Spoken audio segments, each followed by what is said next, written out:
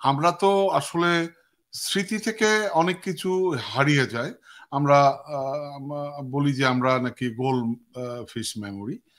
আমরা কি ভুলে গেলাম এত তাড়াতাড়ি যে এই আমেরিকা যে স্যাংশন দিয়েছে পুলিশের উপরে, এই স্যাংশন দেওয়ার আগ পর্যন্ত বিরোধী দলকে রাজপথে দাঁড়াতেই দেয়নি।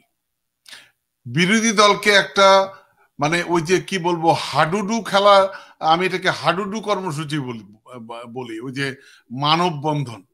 মানববন্ধন পর্যন্ত করতে দেয়নি। তাহলে এটা তো করেছে, চেষ্টা তো কম করে নাই। মানে তারপরও যখন উনি বলেন যে আমেরিকান স্টাইলে আছে, আমি একটু জানতে চাই, আমাদের দর্শকদেরকে একটু জানাতে চাই, আমি তো কানাডাতে থাকি, আমার পার্শ্ববর্তী দেশ আমেরিকা। আমেরিকাতে উনি কি বুঝাতে চেয়েছেন আসলে?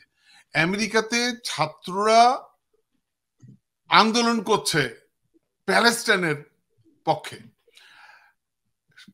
অর্থাৎ চাপ প্রয়োগ করছে আমেরিকান গভর্নমেন্টকে যে তোমরা এই প্যালেস্টাইনিদের জন্য অথবা ইসরায়েলকে চাপ দাও, এবং এটা কার্যকর হচ্ছে।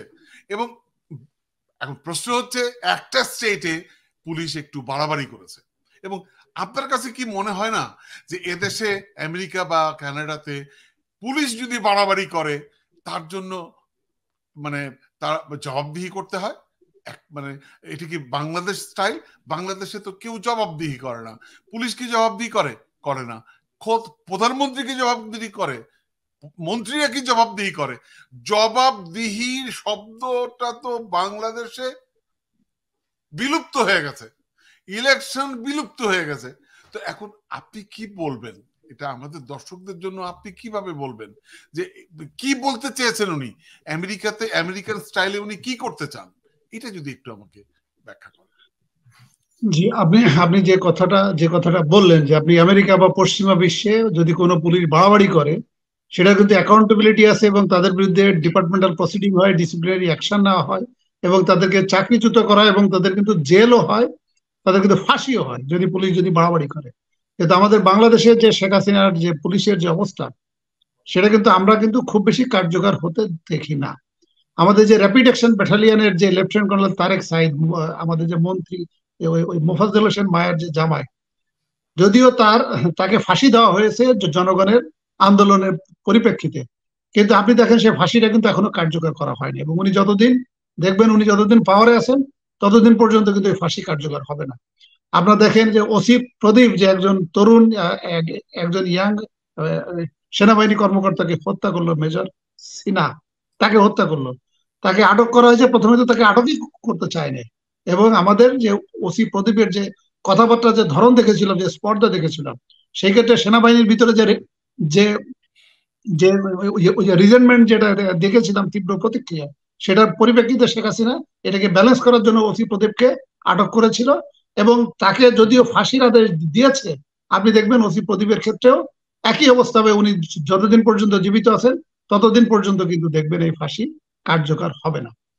এখন যে প্রশ্নটা হচ্ছে আমরা আসলে আমি আমাদেরকে প্রধানমন্ত্রী একটা ইস্যু ধরিয়ে দিয়েছেন, আমরা এখন এটা নিয়ে আলোচনা করছি, আপনি আমাকে প্রশ্ন করছেন, আমি স্টাডি করে আইনের ব্যাখ্যা বিশ্লেষণ দিয়ে দিচ্ছি, জনগণ একটু সাময়িক এটা ওই বিনোদন পাচ্ছে।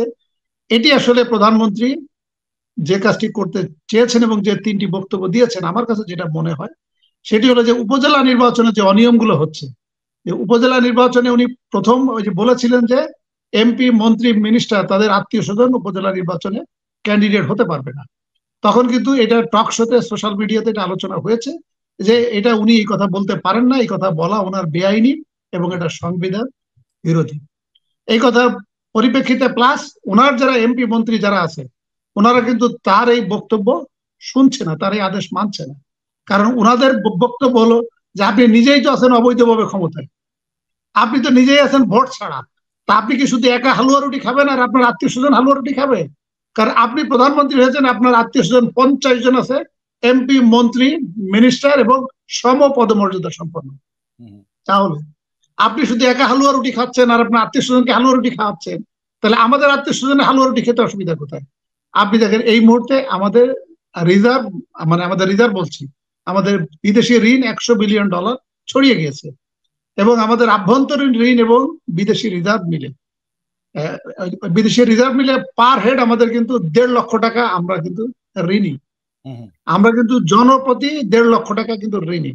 সরকার এখন আবার উন্নয়নের নামে উনি এখন কি করছে, আরো $10 বিলিয়ন চুক্তি করেছে ওয়ার্ল্ড ব্যাংক, এডিবি এবং জাপানের সাথে। এখন এগুলো এই লোনটা নিয়েছেন কেন? উন্নয়নমূলক কাজ করবেন। তা উন্নয়নমূলক কাজ মানে তো ব্যবসা। আপনি 40 টাকার কাজ আপনি দেখাবেন 100 টাকা, কিন্তু এই কাজগুলো হয় কিন্তু ইউনিয়ন পরিষদের চেয়ারম্যান, পৌরসভার চেয়ারম্যান, সিটি কর্পোরেশনের মেয়র এবং এমপিদের মাধ্যমে। তো তাহলে আমি ব্যবসা করলাম না, টাকা ইনভেস্ট করলাম না, তা আমি তো 40 টাকার কাজ করে আমি 100 টাকার কাজ দেখাবো, 60 টাকায় তো লাভ। তো এই লাভ কে ছাড়তে চায়? এখন এখন এমপি এখন এমপি মন্ত্রী মিনিস্টাররা ভাবছে যে আপনি প্রধানমন্ত্রী আছেন 15 বছরে অবৈধভাবে, আপনার আত্মীয় স্বজন 50 জন আছে এখন এমপি, মন্ত্রী বা মন্ত্রী পদমর্যাদা, সমপদমর্যাদা, তাহলে আমার 2-1 আত্মীয় স্বজন উপজেলা চেয়ারম্যান হলে অসুবিধা কোথায়? এই জন্য ভার্চুয়ালি তার কিন্তু কমান্ড শুনছে না। এখন আবার ওনারা সরে আসছেন এবং এই কথাটা প্রধানমন্ত্রী আমাদের যে মানে মানে আমাদের যে ইলেকশন কমিশনের মাধ্যমে এখন বলাচ্ছে। ইলেকশন কমিশনের পক্ষ থেকে বলছে যে না, মন্ত্রী, মিনিস্টার, এমপিদের আত্মীয় স্বজন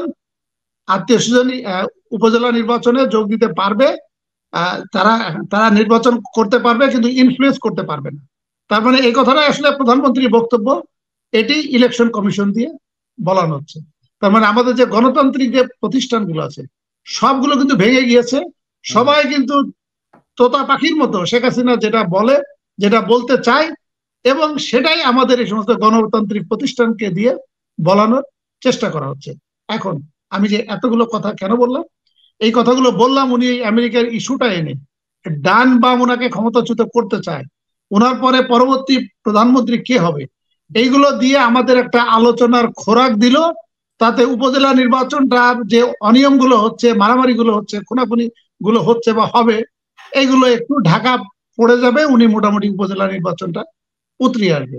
আর এখন উনি যে কথাটা বললেন যে ডান এবং বাম ওনাকে ক্ষমতাচ্যুত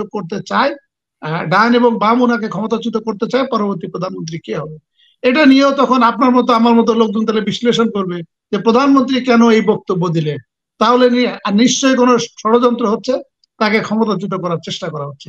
এইটা বলে উনি আমাদের ভিতরে একটা আলোচনার একটা বিষয়বস্তু এনে দিলেন। এটা দিয়ে ওনার উপজেলা নির্বাচন এবং সাথে সাথে ভারতের যে নির্বাচনটা হচ্ছে, 2 দফায় নির্বাচন হয়ে গিয়েছে এবং ভারতের প্রথম দফা নির্বাচনটা হয়েছিল 19 তারিখে। 18 তারিখে আমাদের ফরিদপুরে মধুখালীর একটা নাটক মঞ্চস্থ করা হয়েছিল। ওটাও কিন্তু উদ্দেশ্য ছিল উপজেলা নির্বাচনের এই অনিয়মগুলোকে ঢাকা দেওয়া এবং ভারতকে একটা প্রতিদান দেওয়া যে তুমি যেহেতু আমাকে 15 বছর ধরে, 15 বছর না ভার্চুয়ালি 18 বছর ধরে আমাকে একটা অসাংবিধানিক প্রক্রিয়ায় আমাকে ক্ষমতায় রাখতে সহায়তা করেছ, এই কারণে আমি তোমার প্রতি কৃতজ্ঞ। এই কারণে আমার বাংলাদেশের সাথে তোমার যে রাজ্যগুলো আছে বাংলা ভাষায় কথা বলে, এই ধরনের একটা হিন্দু মুসলিম দাঙ্গা বাঁধিয়ে দিয়ে তোমার হিন্দু ভোটের সংখ্যাটা বাড়বে, এটি আমি তোমাকে সহযোগিতা করলাম। এখন তাহলে কি জিল্লুর সাহেব বলতে চাচ্ছেন আপনি যে সচেতন ভাবেই এই এই এই এই বক্তব্যগুলো প্রধানমন্ত্রী দিচ্ছে যাতে আমরা আলোচনার মধ্যে থাকি, অর্থাৎ তার কথা নিয়ে আলোচনা করি, তার কথা নিয়ে হুড়ুহুড়ু করি, এবং মানে উনি ওনার ইলেকশন নিয়ে যেটা আপনি বললেন এবং অন্যান্য বিষয়গুলো যেন আমাদের দৃষ্টি এড়িয়ে যায়, এটাই বলতে চাচ্ছেন? জি, আমি গত 18 বছর ধরে ওনাকে গভীরভাবে অবজার্ভ করছি, পর্যবেক্ষণ করছি, এবং উনি 96-এ যখন ক্ষমতায় আসছে ওই সময় আমি গভর্নমেন্ট চাকরিতে ঢুকেছি। ওনার ক্ষমতায় আসার আগেই আমি গভর্নমেন্ট চাকরিতে ঢুকেছি। আমি ওনাকে যে পর্যালোচনা বিশেষ করে গত 18 বছর ধরে ওনাকে আমি পর্যালোচনা করে আমার কাছে এই অভিমত প্রকাশ পায় যে এটি আসলে কিছুই না। এই কথাগুলো বলে আমাকে জনগণকে একটা আলোচনার বিষয়বস্তু করে দিয়ে ওনার উপজেলা নির্বাচনটাকে উতরানো এবং ভারতের যে নির্বাচন, এই নির্বাচনকে সহযোগিতা করা, বিশেষ করে আমাদের ফরিদপুরের যে ঘটনাটা ঘটেছে মধুখালী, এটাকে একটা ধামাচাপা দেবার একটা কৌশল ছাড়া আর কিছুই না। রাইট, কারণ আপনার সাথে আমিও একমত জিল্লুর সাহেব। তার কারণ যে বক্তব্যটা উনি দিয়েছেন ওই ওই বক্তব্যটির সাথে উনার কর্মকাণ্ড হচ্ছে সাংঘর্ষিক এবং ওটা উনি নিজেও জানেন। সুতরাং আপনি সঠিক, সচেতন ভাবেই আমাদেরকে বিভ্রান্ত করার জন্য এবং আমরা যেন এটা নিয়ে হুড়োহুড়ি করি এই জন্যই এই বক্তব্যগুলো উনি দিচ্ছেন এবং অতীতেও উনি একই কাজ করেছেন। অনেক ধন্যবাদ আপনাকে।